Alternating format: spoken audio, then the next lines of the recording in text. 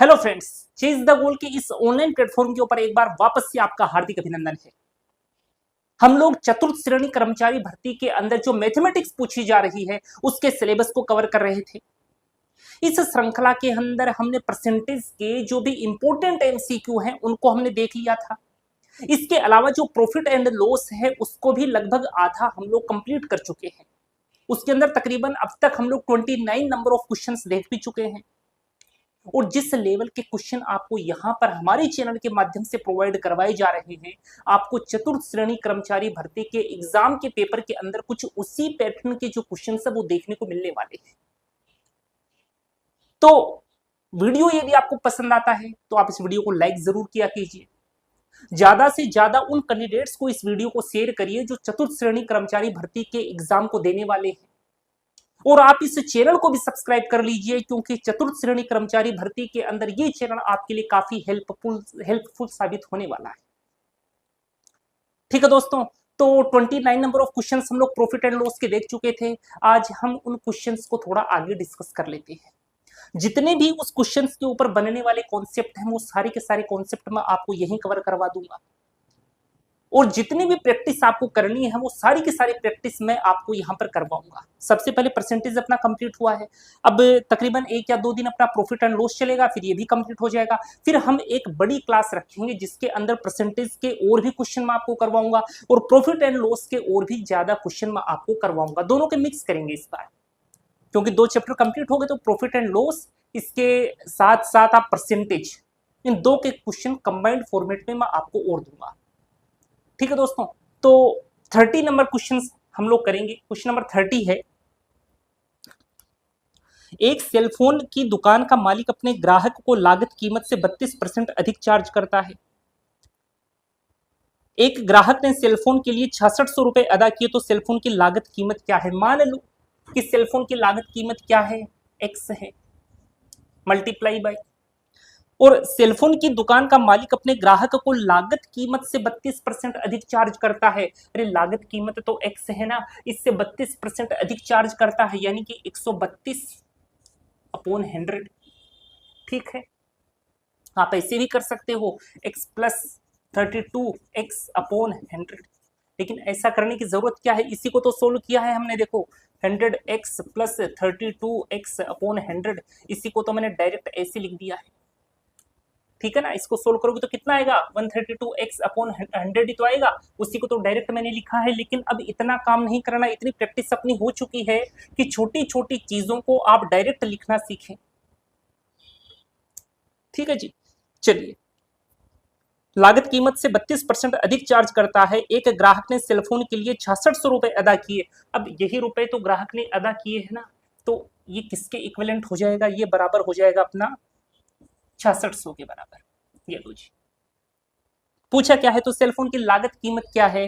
भाई एक्स की वैल्यू पूछे तो एक्स की वैल्यू नहीं निकाल पाओगे क्या, 11 से काटो, 11 कम 11, 11 दूना 22, 11 छके 66, ये 2 0, ये 12 से 5 पर कट जाएगा। एक्स की वैल्यू कितनी आएगी, यहाँ से 5000 आ जाएगी, यानी कि सेलफोन की लागत कीमत क्या है जी, 5000 रुपए है। तो ऑप्शन नंबर 3 जो है वो आपका यहाँ पर सही जवाब हो जाएगा। ठीक है, देखो कितना सिंपल सा क्वेश्चन था, कुछ नहीं था इस क्वेश्चन के अंदर। अच्छा, अगला क्वेश्चन देखते हैं। क्वेश्चन नंबर 30 एक बार आप लोग देखिए। 30 तो ये हो गया। क्वेश्चन नंबर 31 देखिएगा, इसको हटा देता हूं मैं। अगर आपको साथ ही साथ स्नैपशॉट लेना हो तो आप स्नैपशॉट भी ले लिया करो, मैं साइड में हो जाऊंगा और आप स्नैपशॉट ले लो। जो भी कॉन्सेप्ट आपको अच्छा लगे, जो आपको ना आता हो, उस कॉन्सेप्ट को आप तुरंत राइट डाउन कर लिया करो, क्योंकि मैं आपको वही कॉन्सेप्ट बताऊंगा जो इस क्वेश्चंस को करने के सबसे बेस्ट तरीके होंगे। वही कॉन्सेप्ट मैं आपको यहाँ पर डिलीवर करूंगा। ठीक है, ऐसा कोई कॉन्सेप्ट नहीं बताऊंगा जिसमें आपको टाइम लग जाएगा। मेरा मोटिव यही रहेगा कि मैं आपको अच्छे से अच्छा कॉन्सेप्ट दूं जिससे एग्जाम के अंदर आपके मैथमेटिक्स वाले पोर्शन में कहीं किसी प्रकार की कोई दिक्कत ना आए। ठीक, देखिए जी, क्वेश्चन नंबर 31 देखिए। एक दुकानदार ने अंकित मूल्य पर 8% छूट देते हुए टीवी सेट बेचा और 25% का लाभ कमाया। अब देखो, मैंने कल की क्लास में आपको क्या बताया था कि जब भी आपको क्वेश्चन के अंदर ऐसा स्टेटमेंट लिखा मिल जाए कि डिस्काउंट देकर के भी प्रॉफिट कमाता है, तो आप मार्किंग प्राइस और कॉस्ट प्राइस का रेशियो निकाला करो। तो यहां पर निकाल देंगे मार्किंग प्राइस और कॉस्ट प्राइस का रेशियो। आगे उसने क्या कहा, यदि अंकित मूल्य 20,000 रुपए था तो क्रय मूल्य क्या था। बड़ा ही सिंपल सा सवाल है। वो जो फॉर्मूला मैंने आपको बताया था ना, MP upon CP equal to 100 plus P upon 100 minus D, उसको डायरेक्ट अप्लाई करेंगे। अब वैल्यूज में डायरेक्ट रखूंगा, आपको फॉर्मूला लिख करके बार बार वैल्यूज ऐसे पुट करने की जरूरत नहीं है, बार बार फॉर्मूला लिख करके टाइम बिल्कुल जाया नहीं करना। देखो, अंकित मूल्य पर 8% छूट देते हुए टीवी सेट बेचा और 25% का लाभ कमाया। यदि अंकित मूल्य कितना है जी, 20,000 रुपए है, तो ये इधर लिख दिया 20,000, इधर तो CP होता ही है, इक्वल टू प्रॉफिट कितने का, 25% का, तो ऊपर आ गया 125। डिस्काउंट कितने का दिया, 8% का, तो इधर आ गया 92। अब बताओ यहां से CP नहीं निकाल पाओगे क्या, बिल्कुल निकाल दोगे।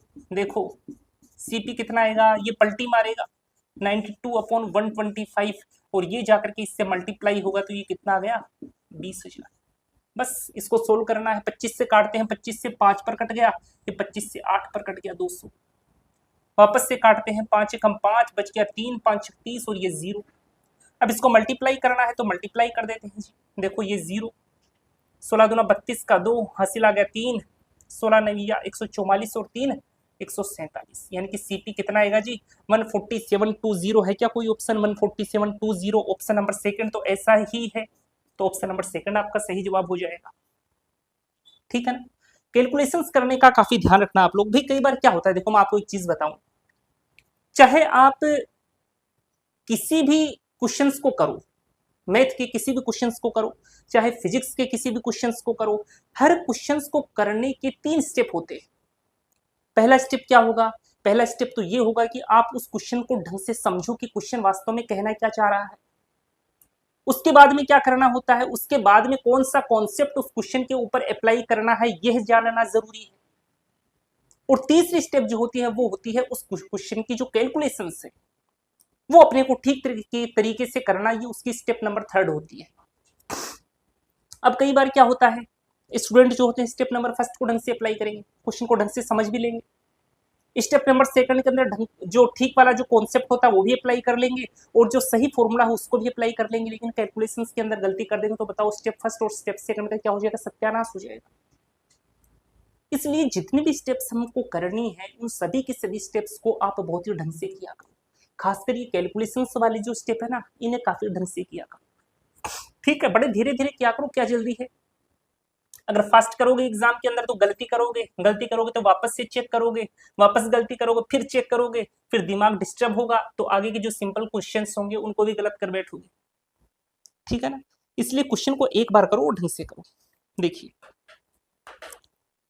क्या क्वेश्चन अपने पास अगला, एक दुकानदार 30 रुपए प्रति वस्तु की दर से 245 वस्तु खरीदता है तथा उस पर 980 रुपए भाड़े पर खर्च करता है और 1470 रुपए वस्तु के पैकिंग पर खर्च करता है। वह 50 रुपए प्रति वस्तु की दर से इस सामान को बेचता है तो लाभ परसेंटेज कितना होगा। बड़ा सिंपल सा सवाल है। देखो 30 रुपए प्रति वस्तु की दर से 245 वस्तु खरीदता है, एक वस्तु 30 रुपए की खरीदता है तो बताओ 245 कितने की खरीदेगा, तो 245 को मल्टीप्लाई किससे करोगे, 30 से करोगे। ठीक है, कितना आएगा जी अपने पास, ये 0, 3 पचे 15 का 5 हासिल आया 1, 24 72 और 1 73। इतना रुपए तो उसने 30 वस्तुओं को खरीदने पर खर्च कर दिए। आगे उसने क्या कहा, उस पर 980 रुपए भाड़े पर खर्च करता, भाड़ा भी देता है वो 980 रुपए, चलो इसमें 980 भी ऐड करेंगे। फिर क्या करता है, और 1470 रुपए वस्तु की पैकिंग पर खर्च करता है, वस्तु को पैक भी तो करना है तो पैक भी करता है, कितने रुपए खर्च करता है, 1470 रुपए खर्च करता है। वह 50 रुपए प्रति वस्तु की दर से इस सामान को बेचता है। अब बेचने वाला काम शुरू हो गया तो पहले उसने पैकिंग के ऊपर जो खर्चा किया, भाड़े पर जो खर्चा किया, खरीदने पर जो खर्चा किया, वो टोटल उसकी जेब से ही तो लगे है ना, तो ये एक तरीके से CP ही है उसका। तो इसको ऐड करके निकाल लो, 0, 8 और 7 15, 15 और 5 20, ये 0, 2 हासिल का आ गया, 9 और 4 13, 13 और 3 16 और 2 18 का 8 हासिल 1 आ गया, 7 8 और 1 9, 9800 इतना उसने रुपए खर्च किया। अब एक वस्तु को बेच कितने की रहा है, 50 रुपए प्रति वस्तु की दर से एक वस्तु बेचता है, तो 50 रुपए एक वस्तु के देता है, लाया कितनी है 245। तो देखो 245 कितने की बेचेगा, तो 245 को कितनी से मल्टीप्लाई करोगे, 50 से, कितना आएगा अपने पास, ये 0, 25 का 5 हासिल आया 2, और 25 24 को 5 से करोगे तो 120, और ये आ गया जी 122। इतना आएगा ना, इतना ही आएगा ना, देखो 0, फिर 25 का 5 हासिल आया 2, 24 को 5 से तो 120 और 2 122। ठीक है, अब देखो इतने में तो उसने सारी वस्तुएं बेची, इतने में उसने खरीदी, कितने का फायदा हुआ वो आप देखो। तो वो देखने के लिए आप दोनों का डिफरेंस देखोगे ना, तो डिफरेंस देखते हैं, देखो ये 0 और ये आ गया 5, ये कितना आ गया अपने पास, इसमें से किसको घटाना है अपने को, इसको घटाना है, तो ये आ जाएगा अपने पास 124, सॉरी माफ कीजिएगा, एक मिनट इधर लिख लेते हैं हम लोग, ये तो आया 0, ये आया 5, उसके बाद में ये अपने पास 12, 12 में से 8 गया तो कितना आ गया 4, ये कितना बच गया 11, 11 में से 9 गया तो कितना आ गया अपने पास 2, इतने का उसको क्या हो गया, फायदा हो गया। कितने के ऊपर हुआ फायदा, तो 9800 के ऊपर हुआ है। चूंकि उसने परसेंटेज में पूछा है तो 100 से मल्टीप्लाई भी करेंगे, इन 2 जीरो से ये 2 जीरो कट गए। अब इसको कितने से काटें, इसको काटते पहले 2 से ही काट देते हैं, तो ये 49, तो ये हो गया 2 एक कम 2, 2 दूना 4, 2 दूना 4, 2 पंजे 10, 7 से कटेगा क्या ये, 7 एक कम 7, 5 बच गया, बिल्कुल कटेगा, तो इस 49, 7 एकम 7 बच गया कितना 5, 749 बच गया 3, 7 पंजे 35, वापस से 7 से कट जाएगा, 7 दूनी 14 बच गया 3, 7 पंजे 35, यानी कि उसको प्रॉफिट कितने का हो जाएगा जी, 25% का प्रॉफिट हो जाएगा। ठीक है क्या कोई ऑप्शन ऐसा, ऑप्शन नंबर फर्स्ट है ना ऐसा, तो ऑप्शन नंबर फर्स्ट जो है वो आपका यहाँ पर सही जवाब हो जाएगा। देखो कैलकुलेशंस तो अपने को करनी पड़ेगी, और छोटी छोटी कैलकुलेशन से डरा भी मत करो। तो कितने क्वेश्चन हो गए अपने, क्वेश्चन नंबर 32 ये था, तो 32 क्वेश्चन अपने प्रॉफिट एंड लॉस के हो चुके हैं।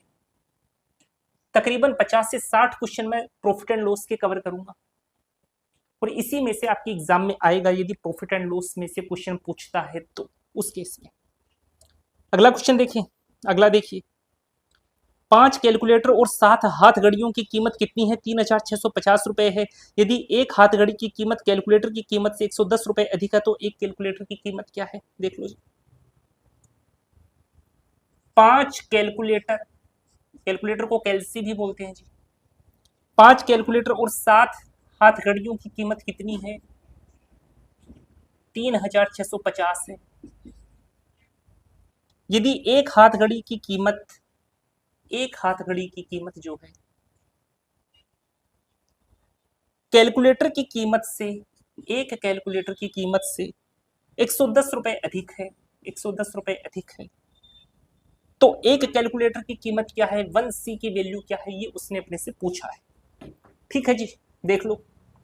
अब यहां पर देखो अपने पास दो इक्वेशन बन रही हैं, एक तो ये और एक ये, तो दोनों इक्वेशंस को सोल्व करना पड़ेगा और वहां से हम लोग सी की वैल्यू फाइंड आउट कर देंगे। इतना सा काम करना है, चलो करते हैं। देखिए जी, इसको आप इधर ले आओ तो ये कितना हो जाएगा, -1C plus 1H equal to 110। अब इसको हटा दो यहां से, तो अपने पास दो इक्वेशन बन गई ना, एक इक्वेशन तो ऊपर वाली और एक इक्वेशन ये नीचे वाली। अब उसने अपने से C की वैल्यू पूछी है, तो आप ऐसा मत करना कि इन दोनों को इक्विवेलेंट बना दो और उधर से C को काट दो, फिर पहले H की वैल्यू निकाल रहे हो, फिर दोनों इक्वेशंस में से किसी एक इक्वेशन में रख करके C की वैल्यू निकालोगे, ऐसा मत करना, ऐसा काम बढ़ जाएगा अपने। आप क्या करो, इस H को काटने की कोशिश करो कि H कट जाए, तो उसके लिए अपने को क्या करना पड़ेगा, इसको 7 से मल्टीप्लाई करना पड़ेगा। भाई 7 से मल्टीप्लाई करोगे तो यहाँ पर 7H बनेगा, वो इस 7H से कटेगा, तो आप इसको 7 से करोगे तो यहाँ पर 7 आएगा, यहाँ पर भी 7 आएगा, और यहाँ पर कितना आ जाएगा, 770 आ जाएगा। ठीक है, अब इस इक्वेशन में से इस इक्वेशन को क्या कर दो, घटा दो। भाई ये प्लस का है तो ये माइनस का होगा, तभी तो ये क्या हो जाएंगे, कैंसिल होंगे। तो ये घटेगा तो ये साइन तो आएगा जी प्लस का, ये माइनस है ना तो ये तो आ जाएगा प्लस का साइन, ये माइनस का साइन और ये माइनस का साइन आ जाएगा। कटने वाली चीजों को काट दो, ये कट गई जी। क्या बचा अपने पास, 7 और 5 12, यानी कि 12C तो ये आ गया। इधर कितना आ जाएगा, इस जीरो में से ये जीरो गया, ये कितना आएगा अपने पास 3 और ये 5 और ये 8 आ गया। ये अपने पास कितना बच गया, ये अपने पास 5 हो गया ना, और यहाँ पर क्या है अपने पास 7 है, तो ये अपने पास वापस 8 आ गया, और यहाँ पर कितना बच गया, 2 बच गया। ठीक है, अब यहां से एक सी की वैल्यू आप निकालोगे तो कितना आएगा, 12 से काट दो इसको, 12 दूना 24, बच गया 4, 12 चौक 48 और ये 0, तो एक कैलसी की वैल्यू कितनी आ गई जी अपने पास, 240 आ गई ना। तो 240 जो है ना वो आपका यहाँ पर सही आंसर होगा। है क्या कोई ऑप्शन ऐसा, ऑप्शन नंबर 4 है ना ऐसा, तो ऑप्शन नंबर 4 जो है ना वो आपका सही जवाब हो जाएगा। ठीक है, यहाँ पर मैं क्या कर रहा हूँ कि आपको समझा भी रहा हूँ साथ ही साथ बोल भी रहा हूँ, इसलिए कहीं ना कहीं थोड़ा टाइम लग रहा है। एग्जाम के अंदर आप करोगे तो आप फटाफट कैलकुलेशंस को करोगे और फटाफट सोल्व कर दोगे। ठीक है ना, तो इसी हिसाब के क्वेश्चंस आपके आरएसएम एसएसबी बोर्ड पूछता है कई बार, जो आपकी 10th लेवल की जो एग्जाम्स होती है ना उसके अंदर।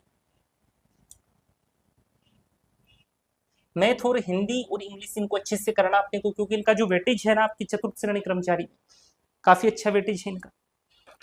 अगला क्वेश्चन देखें क्या, अगला देखिए, 20 फोल्डरों और 15 पेनों की लागत 995 रुपए है। ये क्वेश्चन नंबर 34 है। 12 फोल्डरों और 9 पेनों की लागत कीमत कितनी होगी। अब देखो यहां पर इक्वेशन तो अपने को एक ही बनेगी, 20F plus 15P equal to 995 रखोगे, और उसने पूछा क्या है 12 फोल्डरों और 9 पेनों की लागत कीमत क्या होगी। तो कई लोग क्या सोचेंगे कि यार इक्वेशन तो एक ही है, 2 वेरिएबल हैं, तो एक इक्वेशन से तो एक चीज की वैल्यू निकलेगी, तो आप 12 फोल्डर और 9 पेनों की लागत कैसे बता दोगे, और वो फटाक से ऑप्शन नंबर 4 मार्क कर देंगे, याद नहीं कर सकते, और उसी में उनका आंसर क्या हो जाएगा, गलत हो जाएगा। इसीलिए मैंने इस प्रकार के क्वेश्चंस उठाए हैं, क्योंकि कैंडिडेट क्या करते हैं इस प्रकार के सवालों में वो गलती करते ही हैं। तो देखो इस क्वेश्चन को कैसे करोगे, 20 फोल्डर हैं, 15 पेन हैं, लागत कीमत कितनी है 995 है। पूछा क्या है 12 फोल्डरों प्लस 9 पेनों की लागत कितनी होगी। इसकी लागत अपने को दे रखी है, कुछ कट पिट सकता है तो काट लो, 5 से कटेगा 4 पर, 5 से कटा 3 पर, इसको 5 से काटा तो 5 कम 5 बच गया 4, 5 9 45, 5 9 45, 199। अब यहां से देखो इस 4 का कितने गुना है, 3 गुना है ना, इस 3 का भी 3 गुना है तो इसका भी 3 गुना करोगे, तो इसका 3 गुना करोगे तो कितना आएगा, 9 27 का 7, हासिल आया कितना 2, 29 57 58 और 59, 597 जो है ना वो आपका सही जवाब होगा। तो ऑप्शन नंबर सेकंड जो है ना वो आपका यहाँ पर बिल्कुल सही जवाब है। ठीक है ना, तो इस हिसाब से आप इन क्वेश्चंस को हैंडल किया करो। चलिए जी क्वेश्चन नंबर 35 देखेंगे।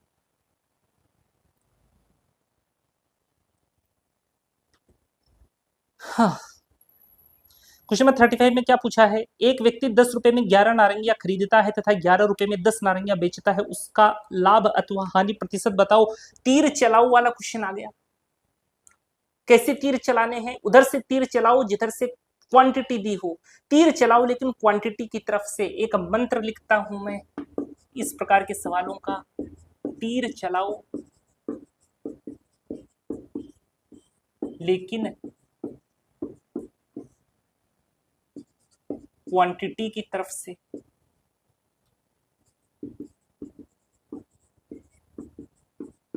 लेकिन इस प्रकार के सवालों का करने का वैसे ये फास्ट तरीका हो सकता है, लेकिन एकदम एग्जैक्ट तरीका आप नहीं बोल सकते।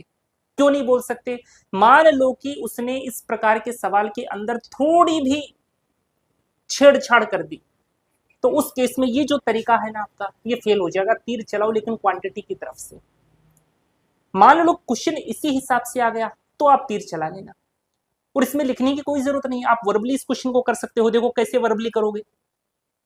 10 रुपए में 11 नारंगियां खरीदता है, पहले मुझे समझाना है तो थोड़ा तो मुझे लिखना पड़ेगा। देखो 10 रुपए में 11 खरीदा और बेचा कैसे है, 11 रुपए में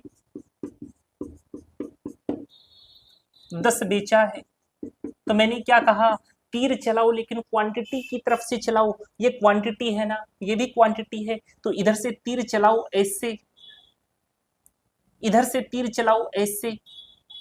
तो ये 10 इससे मल्टीप्लाई होगा तो कितना आ जाएगा 100। ये 11 इससे मल्टीप्लाई होगा तो कितना आ जाएगा 121। तो बताओ 100 रुपए में खरीदा, 121 रुपए में बेचा, प्रॉफिट कितने का, 21 का प्रॉफिट हुआ ना। तो 21% का उसको क्या हो गया, प्रॉफिट हो गया। तो ये जो आंसर है ऑप्शन नंबर सेकंड जो है वो आपका सही जवाब हो जाएगा। अब इसमें ऐसे लिखना नहीं है आपको एग्जाम में। आपने जैसे ही देखा कि यार ऐसा दिया है कि एक व्यक्ति 10 रुपए में 11 नारंगियां खरीदता है तथा 11 रुपए में 10 नारंगियां बेचता है, तो 10 को 10 से मल्टीप्लाई किया और ये जो 11 है इसको 11 को 11 से किया तो 121 हुआ गया और 100 पहले था। कितने परसेंट का प्रॉफिट हो गया, 21% का प्रॉफिट हो गया।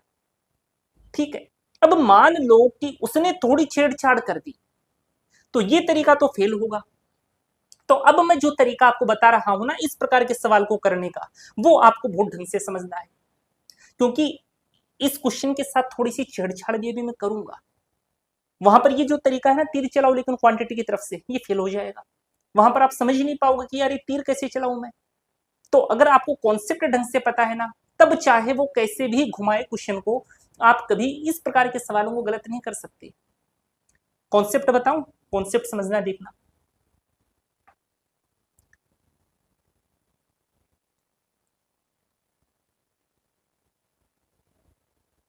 देखो उसने क्या कहा, 10 रुपए में 11 नारंगियां खरीदता है, तो एक तरफ तो लिखो आप क्यू और एक तरफ लिखो आर।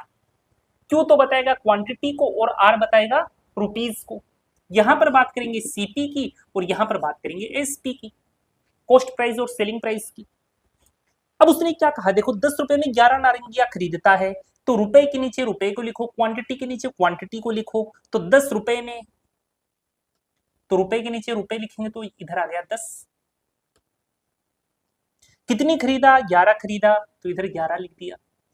आगे उसने क्या कहा, 11 रुपए में 10 नारंगियां बेचता है, तो इधर 11 आ गया। कितनी बेचा, 10 बेचा, 10। ठीक है जी। अब देखो यहां पर आपको ये निकालना पड़ेगा सबसे पहले कि उसने 11 जो नारंगी है वो 10 रुपए की खरीदी है, तो उसने एक नारंगी कितनी खरीदी होगी। तो एक नारंगी उसने कितने की खरीदी है जी, 10/11 की खरीदी है। ऐसे ही 10 नारंगियों को 11 रुपए की बेचता है, तो बताओ एक नारंगी कितने की बेचेगा भाई, 11/10 की बेचेगा। अब ये मेरे पास क्या आ गया, एक नारंगी को बेचने का, एक नारंगी को बेचने का मूल्य और एक नारंगी को खरीदने का मूल्य। अब अपने को ये तो पता होना चाहिए ना कि उसने वास्तव में कितनी नारंगियां खरीदी हैं। भाई जितनी नारंगियां खरीदेगा उतनी ही तो नारंगियां बेचेगा। तो कितनी नारंगियां खरीदी ये फाइंड आउट करने के लिए ये जो नीचे बैठे हुए नंबर है ना, आप इनका एलसीएम लिया करो। तो 11 और 10 का एलसीएम लोगे तो कितना आएगा, 110 आएगा। यानी कि उसने 110 नारंगियां खरीदी हैं। अब 110 नारंगियां खरीदी हैं तो 110 नारंगियां बेचेगा भी भाई, तभी जब जितनी खरीदी उतनी बेचेगा, तभी तो आप प्रॉफिट एंड लॉस बता पाओगे, कितने का प्रॉफिट हुआ कितने का लॉस हुआ। खरीदी कितनी, 110 खरीदी तो 110 से मल्टीप्लाई। अब ये देखो एक नारंगी को खरीदते टाइम उसने इतना रुपए दिया था, तो 110 को खरीदने पर कितना रुपए देगा वो अपने को यहां से मिल जाएगा। 110 खरीदा तो बेचेगा भी 110। ठीक बात है। अब ये 110 नारंगी को बेचने वाला मूल्य आ गया। अब इसको कैलकुलेट कर लो, ये कट के इससे 10 पर, तो अपने पास कितना आ गया, ये अपने पास आ गया जी 100। यानी कि उसने नारंगी खरीदने पर कितने रुपए खर्च किए, 100 रुपए खर्च किए। अच्छा बेचने पर कितने खर्च किए, बेचने पर 121 खर्च किए। खरीदा 100 की, बेचा 121 में, बताओ कितनी ज्यादा में बेचा, 21 से ज्यादा में बेचा। किसकी तुलना में, 100 की तुलना में। परसेंटेज में निकालना है तो 100 से मल्टीप्लाई कर दो, 21% का क्या होगा, प्रॉफिट होगा। तो ये तरीका होता है इस क्वेश्चन को करने का। वो तो एक आड़ू सा तरीका अपने को फटाक से आंसर दे देता है। अगर मान लो क्वेश्चन ऐसा ही आ गया जिसमें तीर चलाओ लेकिन क्वांटिटी की तरफ से वाला फंडा काम कर रहा है, कोई छेड़छाड़ क्वेश्चन के साथ नहीं की है, तो डायरेक्ट तीर चलाया करो आप। तो इसके चक्कर में काहे को पढ़ना, इसके चक्कर में उस केस में पढ़ना जब क्वेश्चन के साथ थोड़ी छेड़छाड़ होती है। अभी छेड़छाड़ करेंगे हम लोग क्वेश्चन के साथ में, वैसे छेड़छाड़ नहीं करनी चाहिए, छेड़छाड़ तो किसी के साथ नहीं करनी चाहिए वैसे। तो 21% क्या आ गया अपना आंसर आ गया। जब भी ऐसे सीपी 100 हो ना तो इसको ऐसे कैलकुलेट मत किया करो, डायरेक्ट 21% क्या हो गया, प्रॉफिट हो गया। ये तो मैंने समझाने के लिए बताया आपको। अपना मोटिव ये है कि जितने भी कैंडिडेट यहाँ से क्लास देखते हैं, चाहे वो मैथ में कितने भी कमजोर क्यों ना हो, उन्हें हर एक चीज समझ में आनी चाहिए, इसलिए मैं छोटी से छोटी चीज आपको बताकर चलूंगा। चलिए जी, दोनों तरीके मैंने बताए इस क्वेश्चन को करने के। अगला क्वेश्चन देखिए, क्वेश्चन नंबर 36।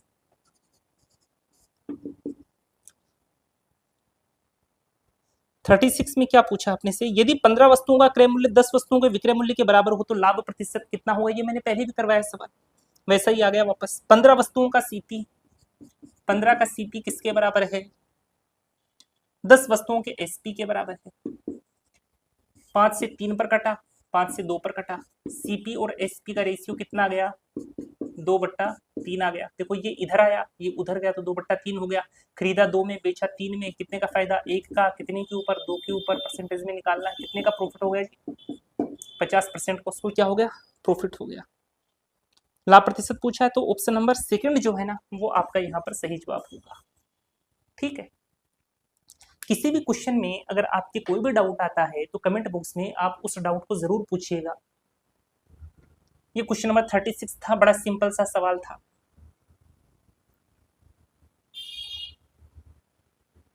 अच्छा, क्वेश्चन नंबर 37 देखिए, देखो आ गया छेड़छाड़ वाला क्वेश्चन। अब यहां पर मैंने उस तीर चलाओ वाले तरीके के अंदर थोड़ी सी छेड़छाड़ की है। क्वेश्चन क्या है, एक व्यक्ति निश्चित मात्रा में 1 रुपए में 3 की दर से सेब खरीदता है। 1 रुपए में कितनी सेब खरीदता है, 3 सेब खरीदता है। उतनी ही संख्या में वह 1 रुपए में 4 की दर से और खरीदता है। अब 1 रुपए में 4 की दर से और खरीदता है, उन्हें मिलाकर वह 1 रुपए में 3 की दर से बेचता है।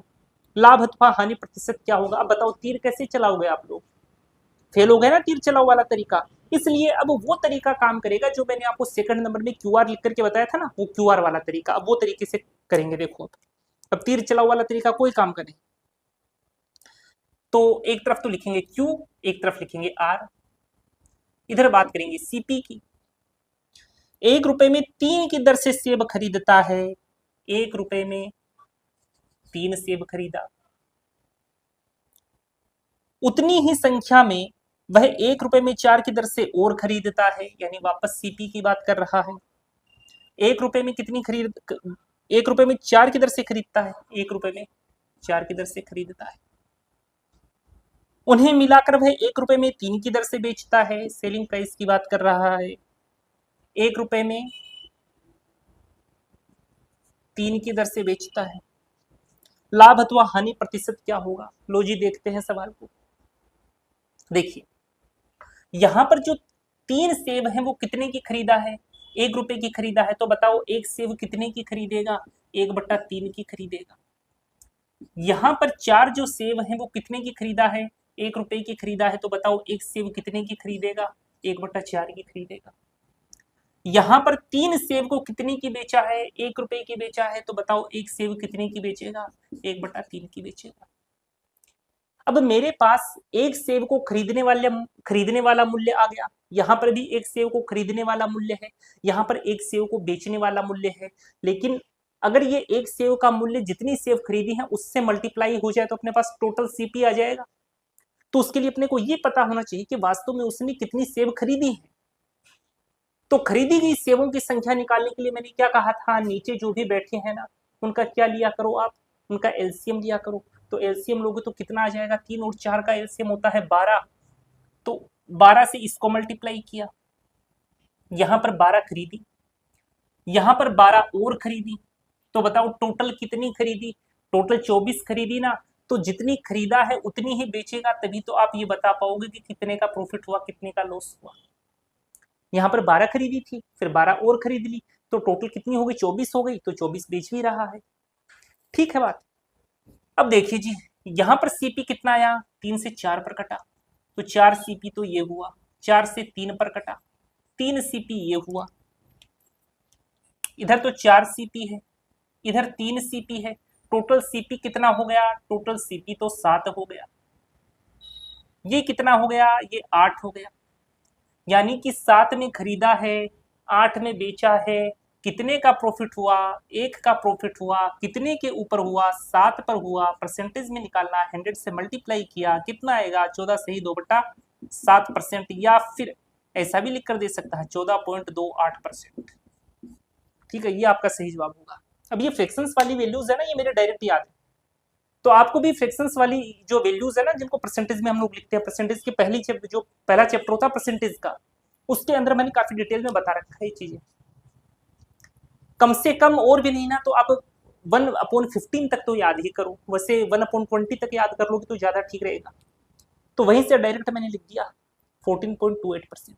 जब भी अपोन में 7 आता है ना तो हमेशा 14 की टेबल चलती है, ऐसे ही जब 9 आएगा तब 11 की चलेगी, अपोन में 11 आएगा तो 9 की चलेगी, ऐसे होता है। पूरा मैंने बता रखा है। वैसे अगर मान लो कि आपके परसेंटेज के अंदर कहीं कोई दिक्कत है, प्रॉफिट एंड लॉस में दिक्कत है, डिस्काउंट में दिक्कत है, तो पूरे पूरे जो कॉन्सेप्ट लेक्चर है ना, वो अपने जो ये चेज द गोल वाला जो चैनल है इसके ऊपर भी प्लेलिस्ट के माध्यम से आपको प्रोवाइड करवाए गए, वहां से देख लेना आप, बहुत ही डिटेल में वहां पर मैंने समझा रखा है। ठीक है, तो ये आया होगा समझ में आपके। तो इसीलिए मैंने बताया था कि जो मेन तरीका है ना इस क्वेश्चन को करने का वो आपको पता होना चाहिए। अब यहाँ पर देखो क्वेश्चन के साथ छेड़छाड़ करी तो ये जो नैनो से जो तीर चला रहे थे नहीं, तीर नहीं चलेंगे, फिर एग्जामिनर के तीर चल जाएंगे। चलाओ ना नैनो से बांटे। चलिए जी अगला सवाल देखें, क्वेश्चन नंबर 38। ए एक खिलौना 30% लाभ पर बी को बेचता है, बी उसे 20% हानि पर सी को बेच देता है। यदि सी उसका 520 रुपए चुकाए तो ए के लिए लागत मूल्य क्या है। चलिए ए के लिए लागत मूल्य मान लिया जी एक्स है, यानी ए ने एक्स में खरीदा। अब उसने क्या कहा, ए एक खिलौना 30% लाभ पर बी को बेचता है, इतने में तो ए ने खरीदा है। अब 30% लाभ पर बी को बेचेगा तो कितने का बेचेगा, 13/10 होगा ना, तो ये 13/10 हो गया। अब ये पता है क्या आ गया, अब ये ए का सेलिंग प्राइस आ गया जिसने उसने जिस प्राइस पर इस खिलौने को उसने बेचा है, लेकिन ये बी के लिए क्या है, बी के लिए कॉस्ट प्राइस है। ठीक है, बी उसे 20% हानि पर सी को बेचता है। अब ये तो अभी तो कॉस्ट प्राइस चल रहा है बी के लिए, अब इसको सेलिंग प्राइस बनाएं, क्या सेलिंग प्राइस बनाते हैं। देखो बी उसे 20% हानि पर बेचता है, 4/5। अब ये बी के लिए तो सेलिंग प्राइस है, लेकिन सी के लिए क्या है, कॉस्ट प्राइस है। हानि पर सी को बेच देता है, यदि सी उसका 520 रुपए चुका है, तो मैंने क्या बोला, सी के लिए कॉस्ट प्राइस है, तो इसकी वैल्यू किसके बराबर दे रखी है अपने को, 520 के बराबर। पूछा क्या है, ए के लिए लागत मूल्य क्या है, एक्स माना था, एक्स की वैल्यू बतानी है। 13 चौके 52 होता है जी, कट गया 10 पर, तो x इक्वल टू 500 आ गया। यानी कि ए ने खिलौना कितने का खरीदा, 500 रुपए का खरीदा। ऑप्शन नंबर सेकंड जो है ना वो आपका सही जवाब हो जाएगा। ठीक है, क्वेश्चंस को पहले ढंग से समझ लिया करो, फिर फटाफट कर लिया करो, कुछ है नहीं क्वेश्चंस। परसेंटेज को अगर यदि फ्रैक्शन में लिखना हो तो अपोन में 100 करते हैं, सारी चीजें मैंने बता रखी हैं। जिसके नहीं समझ में आ रहा तो वो स्टार्टिंग से लेक्चर्स को देखिए, तब आपकी पूरी चीजें डिटेल में समझ में आएंगी। ठीक है, अगला सवाल देखिए जी, क्वेश्चन नंबर 39। एक कलम और 2 पेंसिल की कीमत 55 रुपए और एक पेंसिल और 2 कलम की कीमत 50 रुपए है, 3 पेंसिल की कीमत कितनी होगी। एक कलम, पेन लिख दो क्या यार, कलम ही लिख दिया चलो सी, और 2 पेंसिल, 2 पेंसिल की कीमत कितनी है, 55 रुपए, और एक पेंसिल और 2 कलम, 2 कलम की कीमत कितनी है, 50 रुपए। पूछा क्या है, 3 पेंसिल यानी 3p की वैल्यू क्या होगी, ये उसने पूछा है कि कीमत कितनी। ठीक है जी, यानी कि इस सी को मैं हटा दूं तो काम बन जाएगा, तो कैसे हटेगा, इसको 2 से मल्टीप्लाई कर दूं, तो इसको 2 से किया तो ये 2 हुआ, ये 4 हुआ, ये 110 हो गया। अब इसको घटा दो तो ये कैंसिल हो गया, ये माइनस का साइन आ गया, ये माइनस का साइन आ गया। ये आ गया अपने पास 3p, 110 में से 50 गया, कितना आएगा 60 आएगा क्या, 60 आ गया। p की वैल्यू कितनी आ गई 20 आ गई। तो उसने कितने की वैल्यू पूछी है 3p की पूछी है, 3 से मल्टीप्लाई कर दो 60 आ गया, ये लो खत्म कहानी। तो यहाँ पर जो करेक्ट आंसर होगा वो होगा आपका ऑप्शन नंबर 3, 60 रुपीज। ठीक है,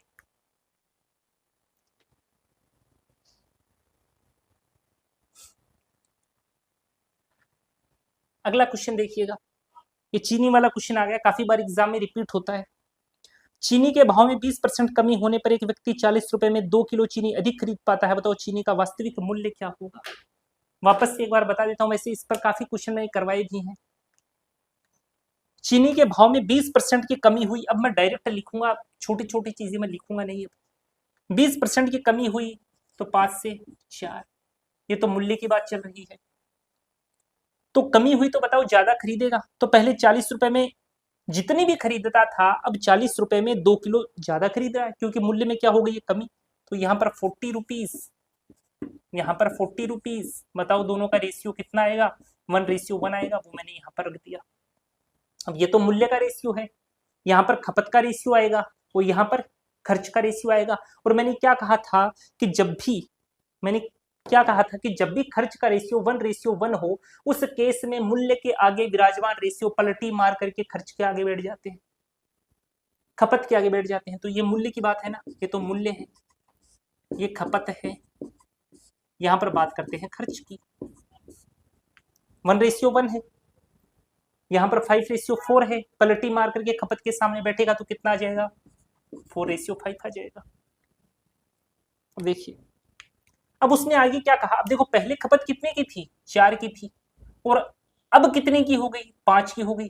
कितनी बढ़ी 1 बढ़ी है, लेकिन वो क्या बोल रहा है कि यार 1 थोड़ी ना बढ़ी है, कितनी बढ़ी है 2 किलो बढ़ गई है।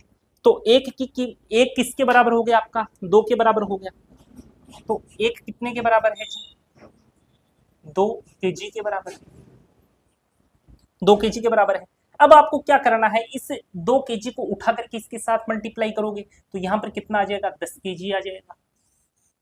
इसको इससे करोगे तो 8 kg आ जाएगा। उसने पूछा क्या है,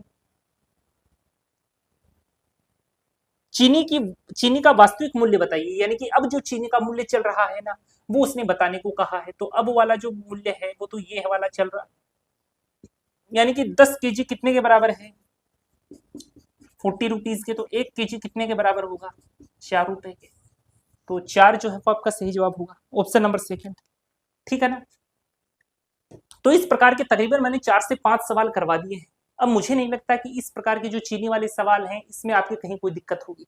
कॉन्सेप्ट अगर ढंग से समझ में आ गया ना, फिर इसको चाहे कैसे तोड़ मरोड़ के आपके सामने पेश करें, आप डेफिनेटली क्वेश्चन को कर दोगे। बस कॉन्सेप्ट का खेल है सारा। ठीक है दोस्तों, आज की क्लास आपको पसंद आई होगी, सारी चीजें समझ में आई होंगी।